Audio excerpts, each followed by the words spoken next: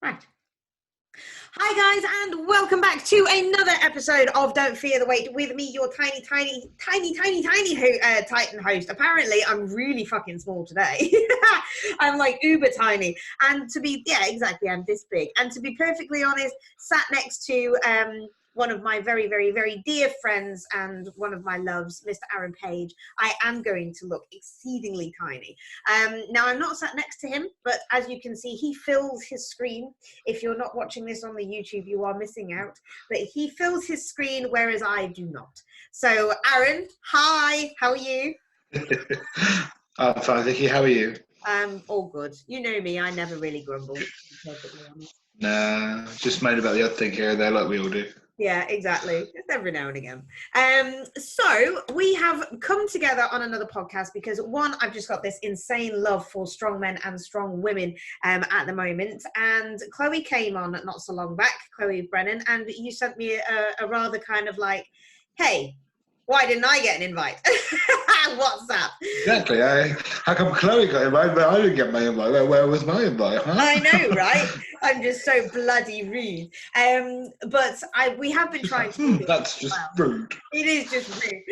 We have been trying to do this for a while, to be perfectly honest, but then shit happened, as life does, and everything else. So, for people who do We're not here now. know what an amazing strongman you are, why don't you just give us a little bit of a rundown about who you are, why I love you so much, and why you are an epic strongman? Well, basically, I've competed at sort of almost the highest level of our sport. I competed at Giants Live, which is one step away from World's Strongest Man, which is obviously all our goals. I managed to finish fifth in British Strongest Man this year. Spoiler alert. Yeah. Sorry. Currently, I've got I'm aiming to break the world log record along with Luke Stoltman, Graham Hicks, Ian Bibby, a few of the others. Obviously, the World Longest Championships got postponed, so I'll be a part of that, which is hopefully touched with the 8th of August, which I think all of us will be aiming to go for the world record at 230 kilos. So that should be hell of a jump. But yeah, so obviously, if you keep an eye on Channel 5 this year, you'll see my beautiful face on Britain's Strongest Man. Yes, indeed. But, yeah, so and I've been doing the sport now for about 8 years, so I got into it from the love of sort of getting stronger from when I was playing rugby years and years ago. And then I just wanted to do a bit of strength and conditioning to make my game better, really. And sort of picked up a log for the first time and fell in love with the bloody thing.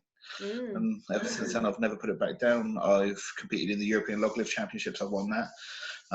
European Deadlift Championships. I won that. I've competed pretty much all over sort of the continent. Area. Competed over in Canada, Portugal, Norway, Germany, Holland. So I've had a very wide experience of different countries and athletes and other bits and bobs. Made some great friends along the way too. So it's a real great sport to be in. I initially helped restart all of the women's stuff before Ant got hold of it. So there wasn't really much to do with the women years ago. So I ran the English Strongest Women Championships back in 2014. After then, I sort of got in talks with Ant, and then Ant just grew the sport into what it is today, with the help of obviously all the women partaking, everyone pushing as much as they pushed. But yeah, so it was really good to be a part of that to start with and see it grow as great as it has. So yeah, I've been involved in the sport as well as sort of competing myself, so it's always nice to do a bit of both. Yeah, definitely. I came and saw you at the Giants Live, didn't I? So I came and watched you live, doing all of the lifty things and putting them back down again. The lifty things, which is very extraordinary, and I did love it. So why was it then that you decided to do strongman as opposed to powerlifting? Originally, there was no reason. It just sort of, it was just what it was around me in the gym that I was that were doing. So I sort of just got involved with it. I did try powerlifting. I've tried 2 powerlifting meets. I get to about week 6 in the training and I'm bored. So I go, fuck this, I'm doing strongman. So yeah, to be honest with you, that's the only reason. I've just, like, fair play, everyone has their strengths and weaknesses. Some people really enjoy the sport. It's just not the sport for me. Yeah. So yeah, I never really sort of got on with it, really. Not the only reason. Nothing other than that. Nothing other than that. And you could obviously grow a really big beard, and you have to have a really big beard if you need to be a strongman. Getting there. This has taken me absolutely years to grow. Did Yeah, you notice with Brits, I tied it up in a little knot so I didn't catch it in a log? I did notice. It was God, very cool. I so many times I've rolled that log up and it's gone, oh God. You would look weird without a long beard, though, to be perfectly honest. I think that you would look strange. You haven't seen me baby face yet, have you? No, no. No. But I'm not That going one to say interesting. like, just shave it just so I can see. Honestly, I look a lot younger. A lot. A lot younger. You'd have to get ID'd for alcohol. I don't get that far. Yeah, maybe not that. Yeah, the old around the eyes isn't too great. Oh, that's so funny. Okay, cool. So obviously you went into strongman. You really enjoyed it. Have you always been into fitness as well? Because you said that you were playing rugby. Not really. I was into sport and like team sports a lot, massively. I wasn't a big gym goer until sort of like 16, 17. And again, even then, it was just sort of you went and did your bodybuilding bro days just because you were playing rugby as well. I've done team sports for years, like sport wise, but actually, like being focused on it, only sort of again, 16, 17 is when I really started knuckling down on it. But I've done sort of a lot of team sports. I've played football from a very young age, that for absolute years. Then I did a bit of hockey, did a bit of played a bit of badminton doubles, which was good fun in school. Played a bit of cricket, but then obviously I found rugby, and that was sort of the key. I stayed in rugby for a while. I was doing athletics alongside rugby, so I enjoyed running. So I used to be good at sprinting. My best track time at Southampton was 11.2. So Good God. not bad for a little 15-year-old lad. Eh? That is very, very good. So what happened to that then? Because when I told you that I wanted you to do some conditioning in the morning, you were like, oh my God. Food and women got involved with that. That's my excuse anyway. Oh, funny. Yeah, you I did. started enjoying food too much, and then women got involved in my life, and stopped doing sport, and well, not stopped, but just got really lazy with it. Yeah, absolutely. As we all do. Indeed, we do. Might as well be a drug, isn't it? That's it. Yeah. One of the big. But yeah. No, other than that, I say, then got into. Go on, sorry. No, I was just going to say one of the biggest things that I really advocate for you, and one thing that I really do want to kind of like delve into a lot. You do a lot of work surrounding mental health and things like that for charities, Yep. And you're a big teddy bear when it comes to that. So, do you think and do you feel that sports in general, especially strongman, the camaraderie that you have with it is very beneficial for mental health? And why? Oh yes. Yeah. Oh, absolutely. Let's delve into that Absolutely. a little bit more. So, long story short, I went for a bit of a dark time a couple of years ago. I won't go too much into it because it's a bit of a sad story, not something I like to bring up too often. But I was in a dark place. So I put my hands up. I admit it. Things were going wrong. And yeah, just again found myself in a real dark place. But again, having the sport and the right people around me really helped me get out of that. I was in the rut for a good sort of 6 to 8 months. It was sort of a real dark patch, but I had people constantly nagging at me, pushing me to do things, doing this, doing that. Then so on top of that, I had injury after injury, and things were just getting on top of me a bit too much. And again, it may seem something small, and again, I know my problems won't ever be as big as some people out there, but obviously to yourself, you struggle. So like having that little bit to help me and push me in the right direction, help me get with the help that I needed, was second to none. And having, like I said, when you compete in strongman, it's not a matter of you're not there because you want to tear out the other guy's hair. You're there because you want to compete for yourself, and so does everyone else. Yeah, you want to win. Yeah, you want to be the strongest. But if you've got a bit of kit, rather than stressing about it, someone will go, here, go borrow mine. Yeah. Back in my first UK Strongest Man, we're talking 2015. I had truck pull. Never done truck pull in my life. Everyone else was putting truck pulling shoes on. I was like, oh fuck. There's me got me Adidas running trainers out, thinking, fuck. Eddie looks up to me, goes, you not in truck pulling shoes, mate? And I was like, no, mate. And he's like, what size are you? I was like, 11. He's like, these are 12. These should fit you. Literally chucked me his size 12 rock climbing shoes. let me use them for the track pull. Mm. Like, again, and that's the guy who's one world's strongest man, pulled 500 kilo deadlift, you know, one of the top guys sort of in the world. And goes to show you, no matter where you are in the sport, someone will always help you. Yeah. And that's what I love about the sport. And I think that's why I've stayed attached to it for so long. Mm. Same with rugby. Like, you look at rugby, you can thrash each other for 80 minutes, get into a full-on scrap. Yeah, you sit in a bar, you buy each other a pint, and you have a laugh about it. Yeah, for sure.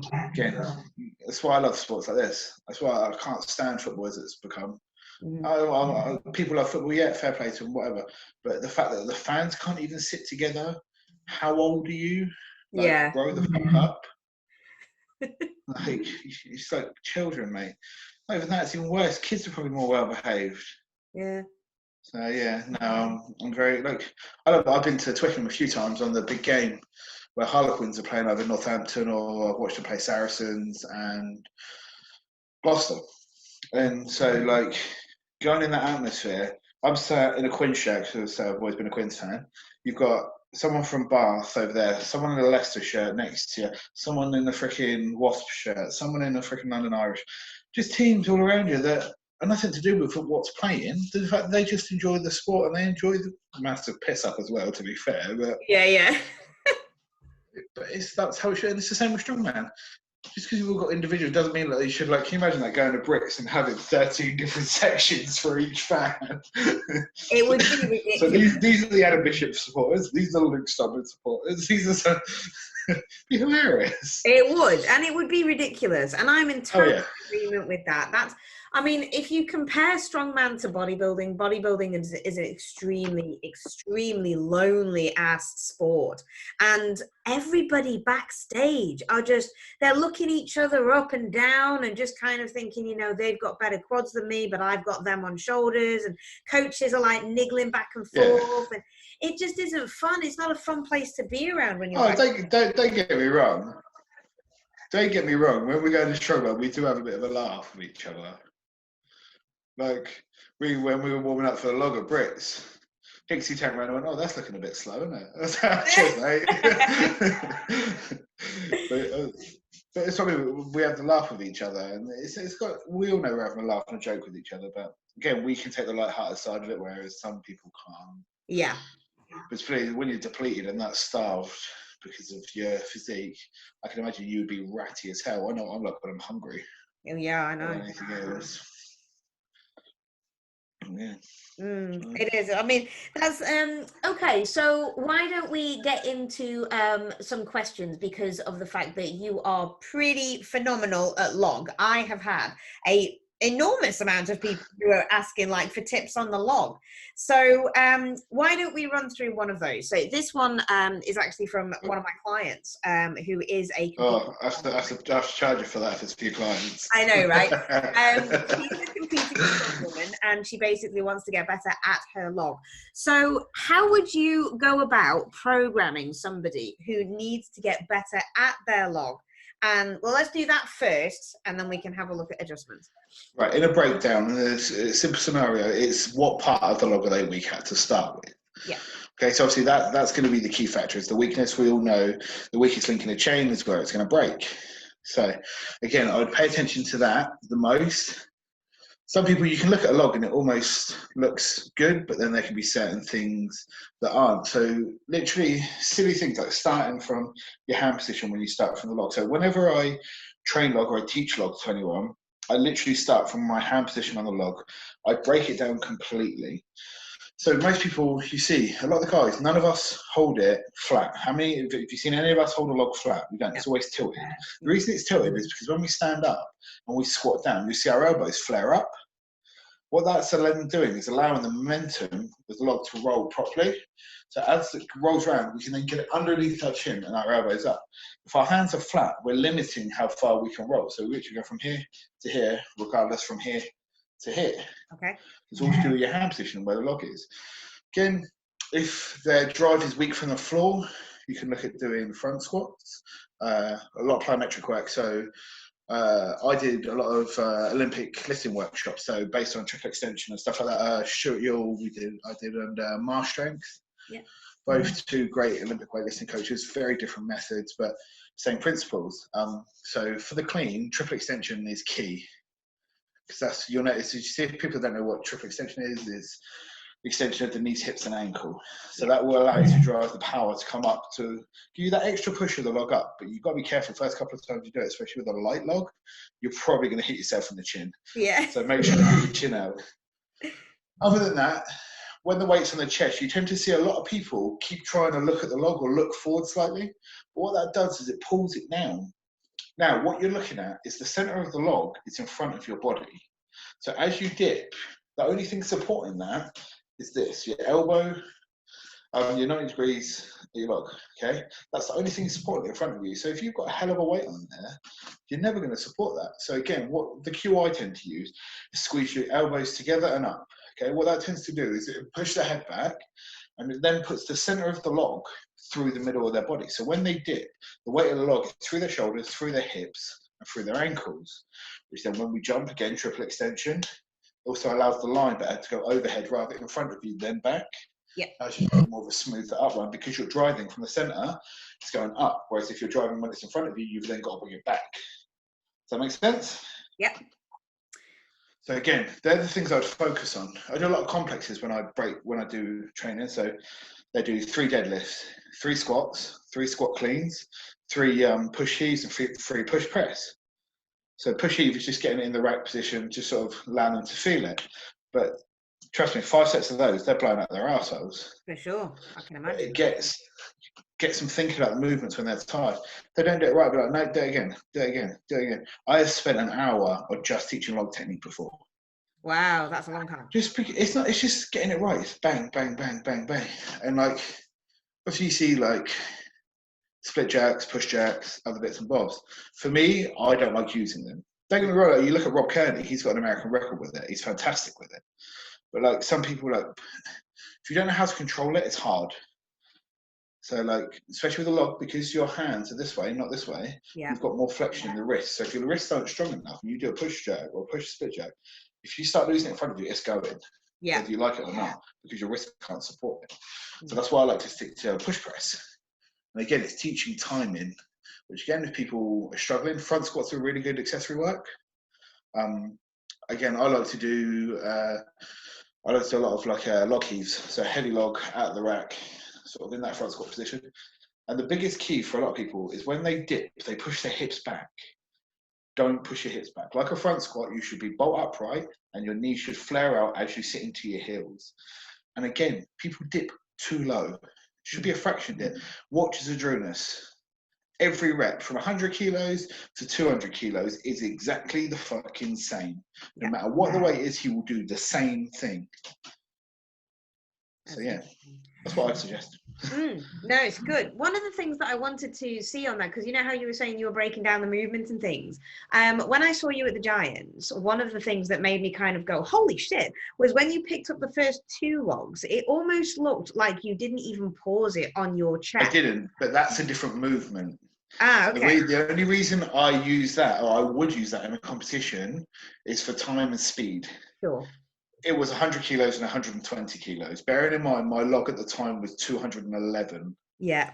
So you're looking at 50 and 60% of your max. Yeah. Should be able to do that with that kind of weight.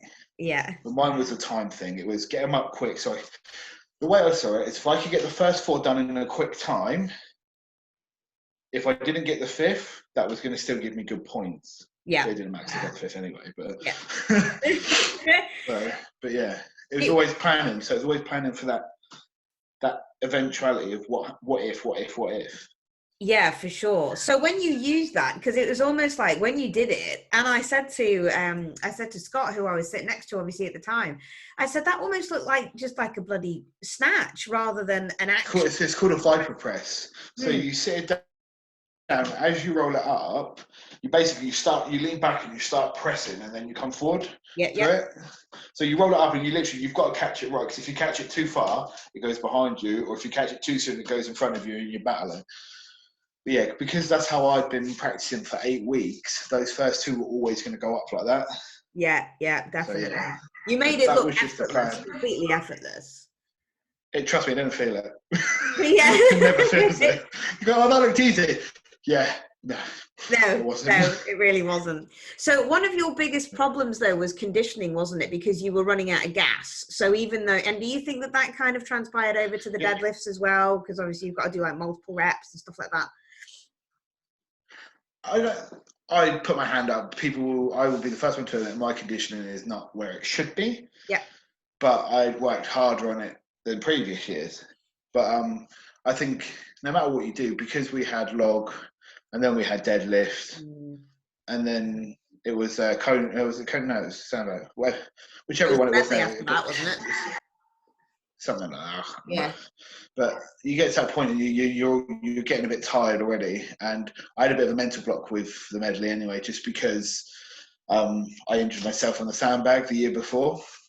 I pulled my erector spinae and jammed my facet joint out the previous year. So when I come up to that sandbag, I was very hesitant about picking it up. Kind of had to talk myself into doing it. Right. And that's why I was taking my time a little bit with that. But again, I got over it and I was happy with it. So. But yeah, no, I just basically condition is just something that I needed to work on myself. Again, it could have been better, but if there's room for improvement, that means I can finish better, doesn't it? Yeah, definitely. Just go back to that little bit of the mental block where you said you had to talk your way out of it. One of the biggest things that I use with quite a lot of my clients is visualization. So is that what you can kind of... exactly what I did. The whole time I was running each implement down before the sandbag, I was imagining it was the sandbag, obviously apart from the duck walk. But when I picked up the first keg, I was like, no, it's just a sandbag, it's just a sandbag, it's just a sandbag. Visualizing me moving the sandbag before, I was visualizing the events, me picking up the sandbag, me picking it up. I would not touch it before I went out. And then I literally grabbed it and went, right, fuck it, it's now or never. Yeah. And it's literally one of those things that you're going to let that one moment define you. The big thing, isn't it, having a mental block or something? It's a matter of the bodies, the mind and the body are a wonderful thing. When they're working against each other, that's fucking awful. Yeah. They're two of the most fucking hated things ever. But when they're working together, they're one of the most powerful things you can ever get. Yeah. And all I did is my mind told my body, you can fucking do this. And even though my body was going, my mind was going, no, you can do this. And I did. And that's the way I see it. Yeah. At the end of the day. That's it. Your mind will actually give up before your body does. I've always said that. Yeah. And again, if you push your mind that little bit further each time, it will get better and it will get better and it will get better. And all the clients that you ever did will become cans, and then you're unlocking that potential to do anything. I love that. How you think about it. Yeah, definitely. Unlock your true potential. So I love Ant Middleton, and the way he describes things and the way he talks about things is fantastic. That bloke is brilliant. Yeah, exactly. So you told your mind to grow your beard to the extent that it was, and look what happened. Exactly.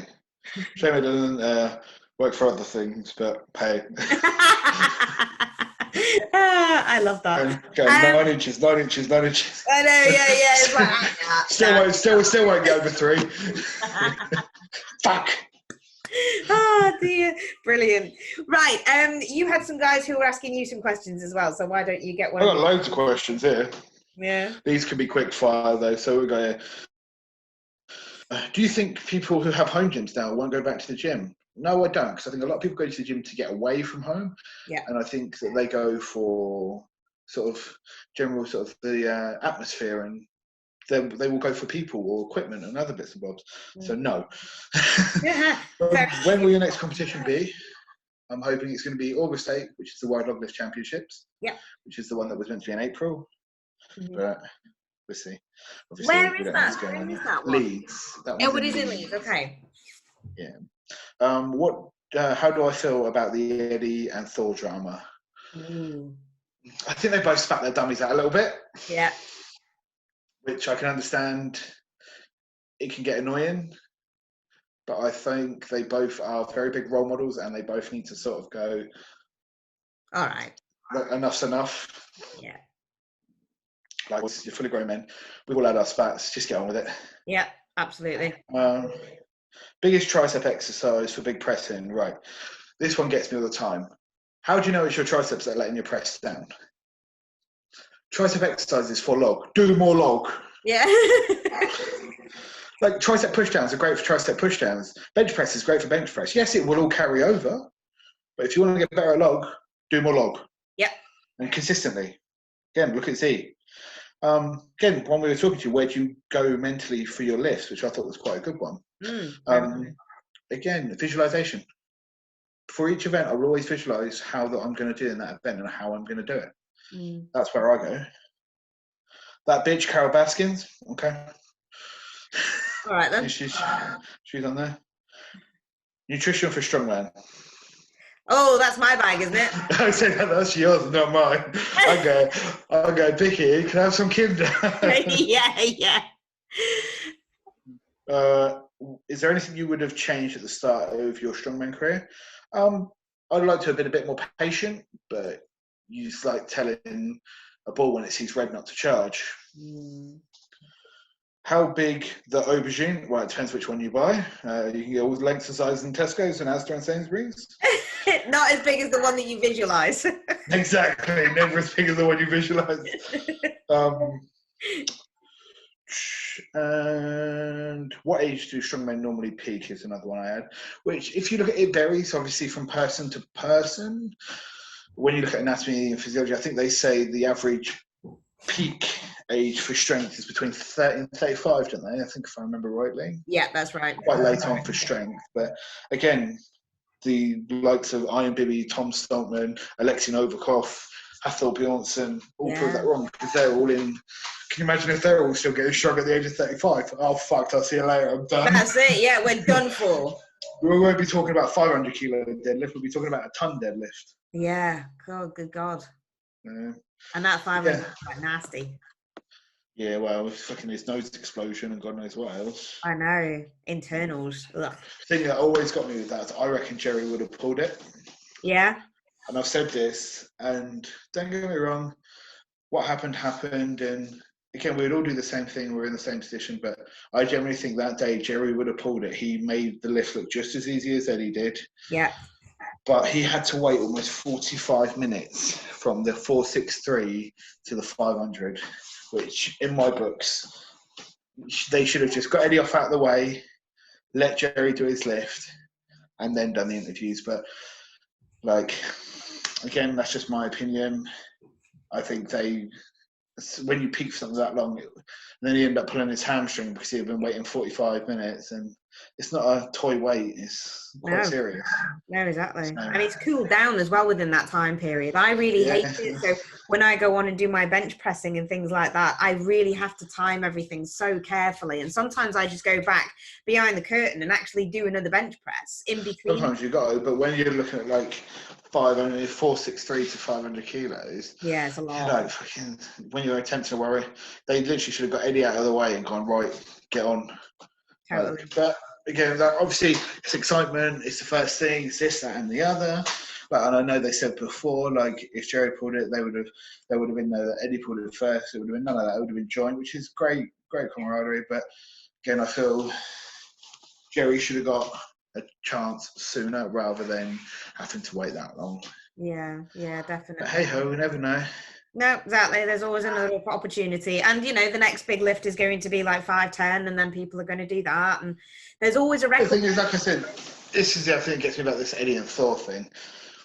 Eddie's always going to be known as the first man to pull 500 kilos regardless. Yeah. So I don't care who you are. He is always going to be the first man to be remembered for it. Yeah. So I don't know why he's getting his bug up about Thor doing 501. Yeah, he may not have the record anymore. What he did, but he's always going to be known as the first man to pull it. Exactly. And survive. Yeah, and still be alive. Yeah, which is always a big thing. Thor can carry 220 plus kilos comfortably. Eddie can't. Yeah. That's why he couldn't maintain. That's why he said he couldn't maintain that lifestyle. He said it himself. He said it would kill him. Yeah. But Thor got an extra fucking 8-9 inches on him. Hey. Funny. What you like. Yeah. But that's my views on that. to be honest with you. I mean, let's go into just a little bit, because obviously you were asked the question about nutrition for strongman. So let's have a look at your nutrition now, because I don't do your nutrition. I know, look at your face. They're like, I don't take care of your nutrition in your off season. I basically let you have a little bit of more free reign with just some advice, but I do make sure that I look after you via competition wise. Yeah. So what was it? Why was it at that particular point that you came to me and you were like, right, Vic, I need to sort my shit out. Let's sort my shit out. What happened? What was the trigger? It was knowing that I think I got to that point in I'd had enough support around me that made me believe that I could do better. Yeah. So I was literally trying to find every stone that I could to improve my performance. So what was the biggest change? What was your diet looking like? Everything and anything.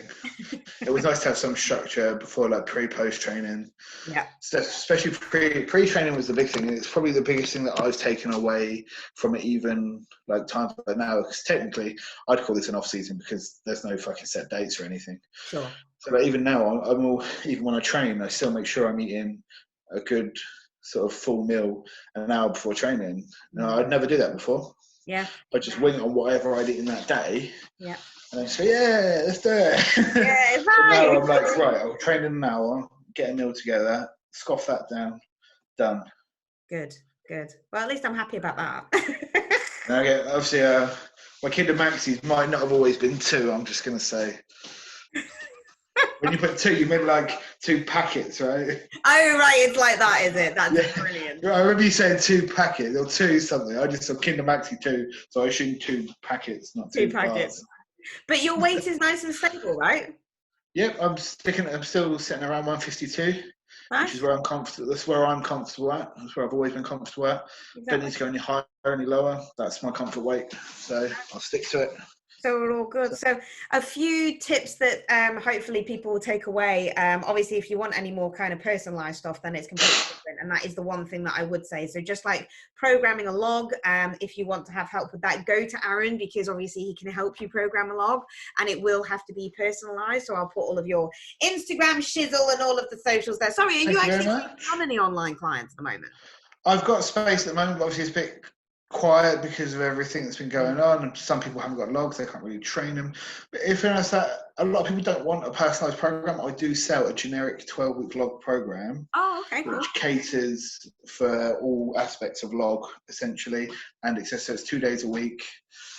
Day 1 focusing on log and your movement patterns and your condition of your log. Second day is more like sort of strict incline press, bench press, and accessory work. Yeah. So that would be worth doing. So what I'll do is I'll get the link for that off you afterwards, and I'll put that. Just message me personally, because I haven't got it on a website or anything. So they message me and I'll send them PayPal details, and then I'll link it straight to them.